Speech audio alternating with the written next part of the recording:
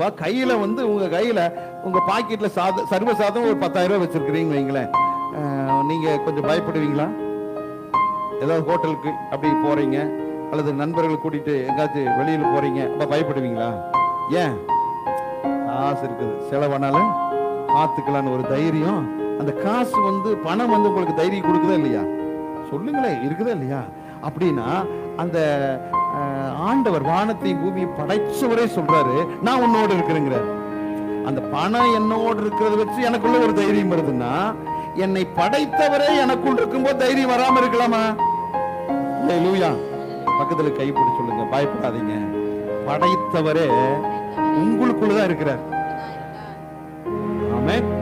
அப்ப அவர் நமக்குள்ள இருக்கிற போது நாம் என்ன செய்ய வேண்டியதில்லை, பயப்பட வேண்டியது. சொல்லுங்க, அவர் எனக்கு வலது பக்கத்துல இருக்கிறபடினால் நான் அசைக்கப்படவே மாட்டேன். ஆமென்.